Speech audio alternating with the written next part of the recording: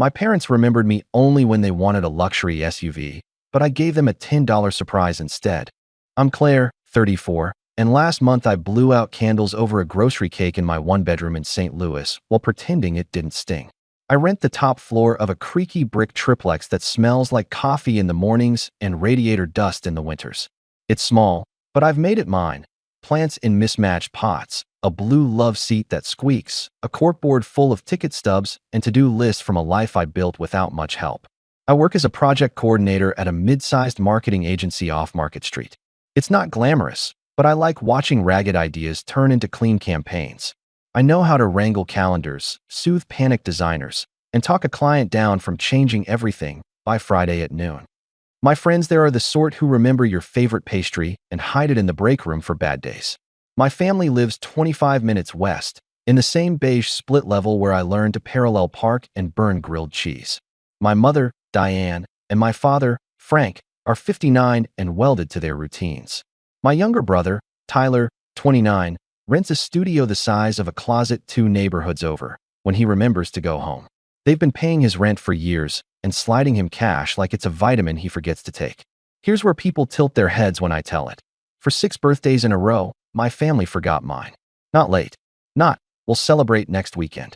Not a card, a text, a call. 0. The kind of quiet you hear when you pull a plug. The first time it happened, I gave him a pass. It was a bad winter. Frank's company merged, Diane's office changed software. Tyler promised he was finally getting serious. I called a few days later and got the performance. Diane gasping like she'd missed a flight.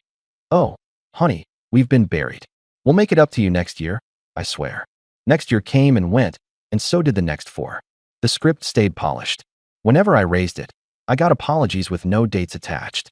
Meanwhile, Tyler's birthdays were choreographed like Broadway. Steakhouse reservations, group photos under helium balloons, envelopes thick with cash, a parade of sun. We're so proud. The imbalance would have been funny if it didn't live in my throat. Their absence bled into the rest. They hadn't been to my apartment in 4 years. Diane still pictured the floral wallpaper I tore down ages ago. They asked about that old roommate, whose name was my landlord's. They loved the idea of me the way people love a local team they never watch. This year I decided experiments need clear variables. 2 weeks before my birthday, I sent a clean, unmistakable text to all 3. Dinner for my birthday, Saturday, June 14th, 7:30 p.m., Trattoria del Mar. Table under Claire. Would love to see you. No hints. No koi emoji. A week out, I followed up with a simple checking you got this. Diane replied with polished vagueness. We'll try, dear. Work is hectic. We'll let you know. Frank sent a thumbs-up sticker that looked like it belonged to someone else's conversation. Tyler never answered. My friends showed up in full force. We packed into a corner banquette under a shelf of dusty Chianti bottles and a crooked photograph of a bicycle. Olivia slid me a scarf in a color that made my eyes look greener. Jude handed over first edition paperbacks he'd tracked down from a store that smells like old cedar. The bartender stuck a sparkler into a scoop of pistachio gelato, and the whole room clapped. I laughed, really laughed, because I had people who knew me and still chose me. But even as I held their eyes, my phone stayed face up, black and uncomplicated. No text, no missed call, no running late. When the check came, I didn't pretend to be surprised. After, they crowded into my apartment, elbow to elbow, dropping gifts on the coffee table. Someone put Coltrane on low. We drank cheap Prosecco out of chipped mugs because I own more plants than glasses. We told stories that had nothing to do with blood and everything to do with choice. When the last hug clicked the door shut, the silence felt like a soft coat I didn't have to wear for anyone else. I stacked cards by the sink and traced the loop of Olivia's handwriting with my thumb. Gratitude sat warm in my chest. So did the hollow. Those feelings can live next door.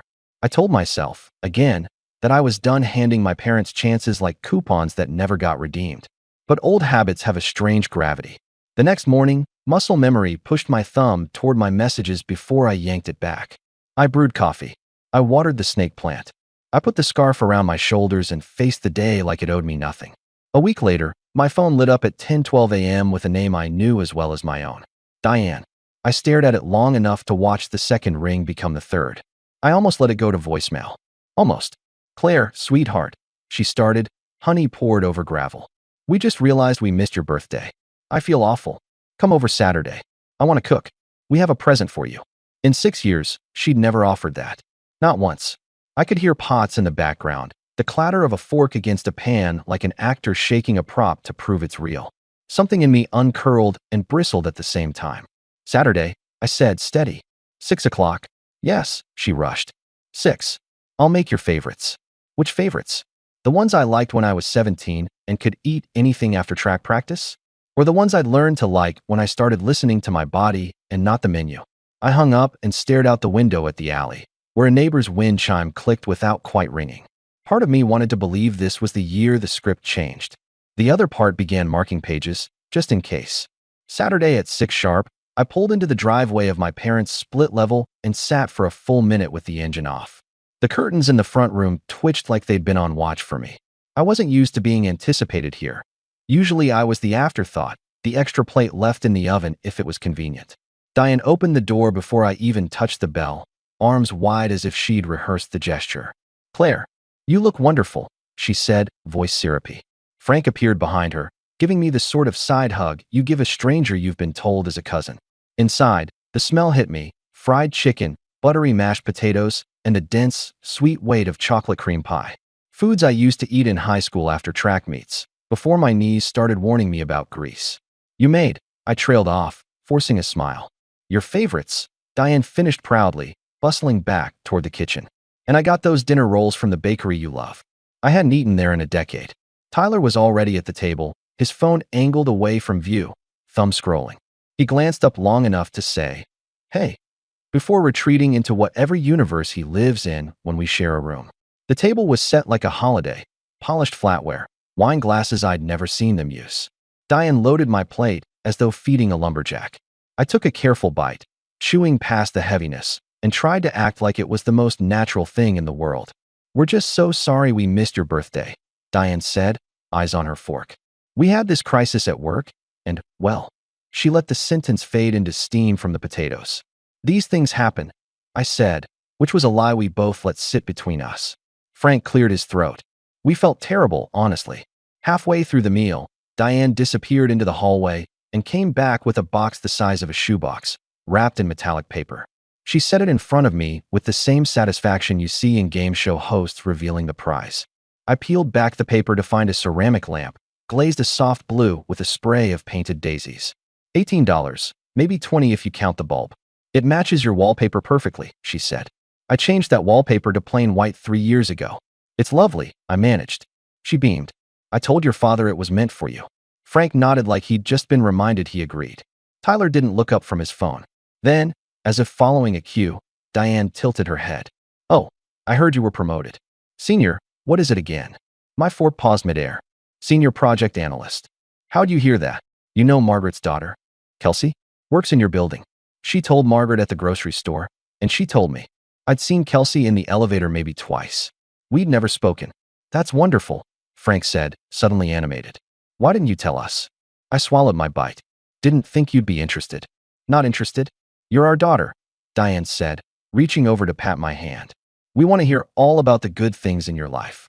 6 years of skipped birthdays, missed calls, and not knowing the color of my living room told me otherwise, but I didn't say that. "It comes with a raise," I said instead. "Good for you, Claire," Tyler offered without glancing up, the words landing flat as his monotone. By 10, I stood at the door, lamp under my arm. Diane hugged me again, her perfume cloying and sweet. "Let's not wait so long next time," she said. "Sure," I said. In the car, I set the lamp on the passenger seat. Its daisy-speckled surface gleamed under the streetlights, a gift from people who still thought I lived behind floral wallpaper. When I got home, I put it in the back of my closet, behind a winter coat I never wear. Out of sight, but not out of mind, because whatever was going on tonight had nothing to do with remembering my birthday and everything to do with something I hadn't seen yet. 2 Thursdays later, Diane texted like it was urgent. "Dinner, 7 o'clock, something fun to share." Fun had never been our family's native language, but I drove over anyway, curiosity hitching a ride with suspicion. The table was lighter this time: roast chicken, asparagus, a lemon tart that tasted like a magazine recipe. Less nostalgia, more presentation. Tyler arrived late, smelling faintly of cologne and gasoline, tossed his keys on the counter, and dropped into a chair like he'd earned it. Diane waited until coffee to produce the announcement. She laced her fingers together, the way she does when she wants to be the center of a room. Your father and I are celebrating 36 years in 3 weeks, she said. We've booked the Willow Arcade downtown, strings of lights, the whole thing. We want to do it properly. Frank smiled on cue. Everyone will be there. Everyone, Diane echoed, eyes bright. I've been organizing gifts so we don't end up with 5 toasters. She laughed, a delicate tinkle that never reached her eyes. I asked Aunt Marlene for new dish towels. She finds the best linens. Your Uncle Ray is bringing a coffee machine. The neighbors promised a set of candles, hand-poured, the nice kind. She flicked a look at Tyler. And your brother is getting us an outdoor grill we've had our eye on. Tyler shrugged. The stainless one with the side burner. $1,200. It's sick. Very thoughtful, I said, stirring my coffee. So what do you want from me? Diane didn't blink. A car. The spoon stopped. The room did, too. Even Tyler's thumb paused over his phone. A car. I repeated, as if testing a foreign word. Something modest, but reliable. Frank cut in, as though moderation made the ask sane. We've been meaning to upgrade for ages. Diane leaned forward. We thought a compact SUV. Safe. Comfortable. It would mean so much to us, Claire. After all your success, you deserve to do something memorable. And it would be an elegant way to celebrate family. Memorable. Elegant. Family. The pitch slid over me like oil on glass. I could have said what rose to my tongue. That 6 years of forgotten birthdays had earned them a candle, not an odometer. I could have hauled the ledger of slights into the light and made them look. Instead, I smiled the way you smile at a neighbor who insists you must try their casserole. Of course, I said softly. I'll get you a car. Diane's hand flew to her mouth, eyes watering instantly. Oh, Claire. Frank exhaled like a man reprieved. That's generous. Anything for you, I said, and heard how even I could make that sound convincing. On the drive home, the city blurred past, brick and neon, steam lifting off manhole covers. The word car took up too much space in the car I already owned, echoing off the windshield. By the time I pulled into my spot, the anger had settled into something colder and more useful. The next morning, the links started arriving. Diane had turned into a one-woman dealership. This one is perfect, she texted, attaching a glossy white crossover priced at $37,000 and change. Maybe red? So cheerful. A sport package bumped another into the mid-40s. Frank chimed in with a silver hybrid. Good mileage. Your mother likes the seats. A final volley, a pearl-painted model with a panoramic roof and a sticker pushing 52. I sent back hearts, thumbs UPS, a wow face. They flooded me with exclamation points like confetti. Each bubble that popped on my screen made the plan in my head sharper, cleaner. At lunch, I walked 2 blocks to Willow Arcade and pretended to be a woman comparing venues. The event manager, a cheerful guy with a clipboard, chatted as he showed me the courtyard strung with Edison bulbs and the side room draped in white.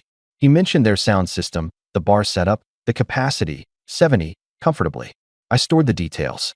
I pictured Diane holding court near the cake, Frank practicing his toast, relatives clustering in polite knots. I pictured a tiny box in my hand and a very specific silence when it opened. That evening, I pulled the daisy lamp from my closet and set it on the table. The glaze caught the kitchen light, all pleasant and harmless. I ran my fingers over the painted petals and thought about the word match. It didn't match my life. It did, however, match their story about me. Simpler, dimmer, easy to ignore until you need it. Over the next week, Diane called more often. Her voice had a new buoyancy, like the RSVP count was a personal compliment. She dropped in little reminders the way waiters refill water. Don't forget to bring the paperwork for the car. And if there's a key fob, we should do a photo with the bow, and maybe park it out front. So dramatic. I murmured agreement and took notes on everything that would make the reveal more theatrical. Tyler texted once, a unicorn. You really buying them wheels? That's the plan, I wrote back. You're wild, he replied, which I couldn't parse. Judgment, admiration, or relief that I'd foot the spectacle he couldn't afford. 3 nights before the party, Diane sent a final decision. We love the Pearl, the one with the big screen. It's exactly 50. We can meet you at the lot Friday to sign anything if needed. I replied with a smiley and a thumbs up, then closed my phone, leaned back, and listened to the hum of my old refrigerator. Rage can be loud, resolve isn't. Mine sounded like steady air. I found a small velvet box at a thrift store, the kind that usually holds earrings. I cleaned the inside felt until it looked new, then set a $10 bill inside, folded once. The bill wasn't the point. The size of the box was. On Friday, Olivia and I grabbed lunch in the park. I told her everything, from the lamp to the links to the pearl-painted dream car I'd agreed to buy. She went very still, then grinned like a match had just taken. "You're going to set the room on fire," she said. "Just a controlled burn," I said. "A little truth can be flammable." "Want me there?" she asked. "No," I said. "This is a family show. But keep your phone on."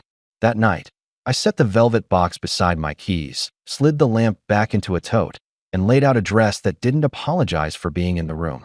I stood in front of the mirror and practiced 2 sentences until they lost their tremor. Then I turned off the light and slept like a person who finally knew what she was going to say. 2 weeks before the anniversary, the weather turned the color of wet steel, and the air felt heavy, like a barometer warning in my bones. The mood inside my parents' house matched it. Every time I stopped by, there was some new update about the guest list. Diane had a spiral notebook that looked like a war log. Names were checked, crossed, circled. People were bailing. Not dramatically, just quietly declining, citing travel, money, the flu that's going around. She chalked it up to bad timing. I chalked it up to her reputation. Frank, usually silent, started pacing. 70 guests won't fill the courtyard, he muttered one evening. We need at least 90 to look respectable. That's not your problem, Diane said. Flipping a page. Claire's bringing the car. That's all people will remember. She said it with the confidence of someone who thought a shiny object could rewrite history. I kept nodding, agreeing, even as the plan in my head grew more intricate. The more they treated me like a guaranteed prize, the sweeter the reversal would be. The following Friday, I accidentally ran into Olivia at the coffee shop near the arcade.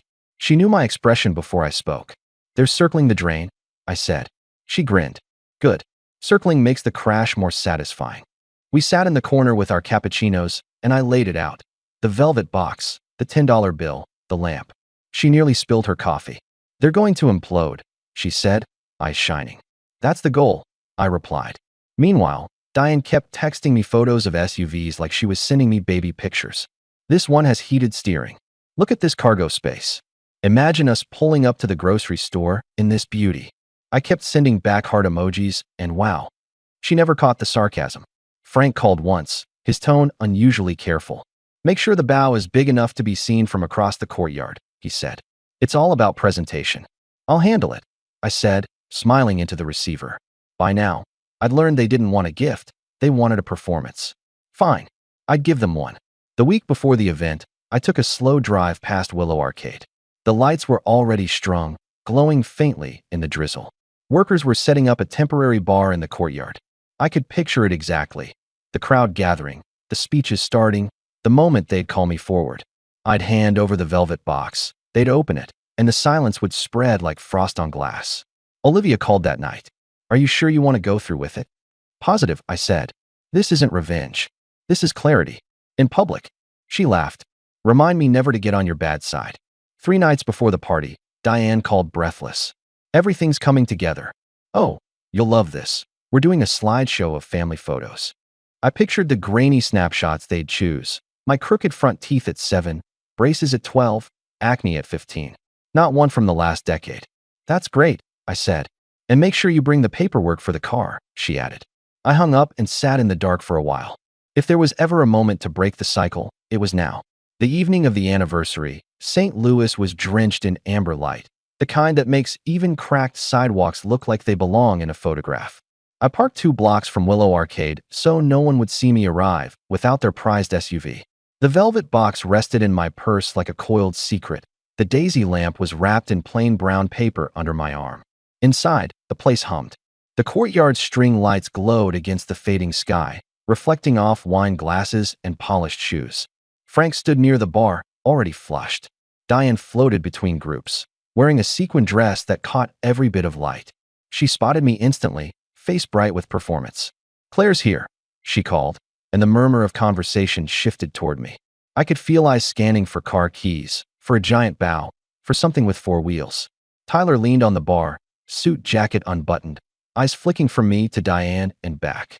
There was a small smirk there, as if he suspected the script might not go the way they'd rehearsed. Dinner passed in a blur of polite conversation and overcooked salmon. Every time I caught Diane's gaze, she gave me the kind of smile that says, "Remember your lines." I gave her one back that said, "Just wait."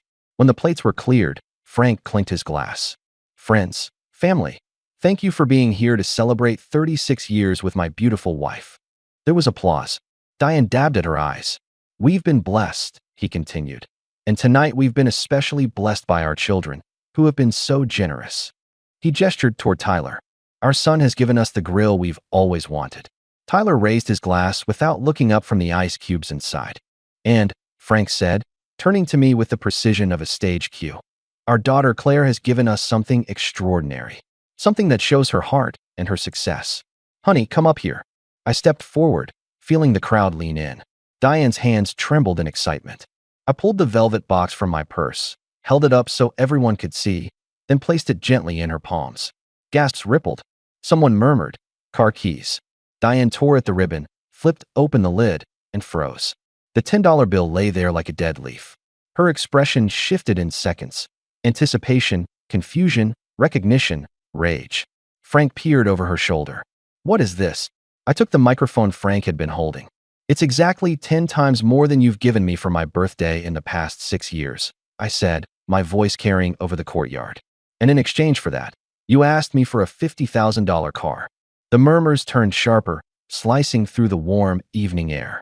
Claire, Diane started, her voice too high. I cut her off. For 6 straight years, you forgot my birthday. No card, no call, nothing. Until you heard about my promotion. Then suddenly, dinners, presents, conversations. Not because you missed me, but because you wanted something. Heads turned. People shifted uncomfortably. I caught the eye of Aunt Marlene, who shook her head slowly. I reached into the brown paper and pulled out the lamp. And this, I said, holding it up, was your grand gesture. A lamp to match wallpaper I tore down 3 years ago. Laughter bubbled somewhere in the back, short, shocked. Diane tried to rally. She's twisting things. She's been unwell. I smiled. If refusing to be used makes me unwell, I hope I stay sick forever. Aunt Marlene stood. You should be ashamed, Diane. Others followed, relatives, old friends. Voices layering until Diane's protests were drowned. Within minutes, chairs scraped back, goodbyes were muttered, and the courtyard thinned. Tyler was one of the last to move, giving me a single nod before walking out. By the time I left, Diane stood rigid by the cake table, sequins catching the light like tiny shards. I thought that would be the end. It wasn't. 2 days later, I found an envelope wedged under my apartment door. No return address. Inside was a photo. Me at the podium, lamp in one hand, mic in the other, mouth mid-sentence. On the back, in neat block letters, you did the right thing. Now watch your back. No signature. I stared at it for a long time, the hum of my fridge the only sound. Was it Tyler? Olivia? Someone else who'd been there? I slid the photo into the same closet where the lamp now sat, its daisies dim in the shadows. Maybe it was a warning. Maybe it was approval. Either way, it meant the story wasn't as neatly finished as I'd thought. And that, strangely, didn't scare me. It thrilled me. Because if my family taught me anything, it's that some performances deserve an encore.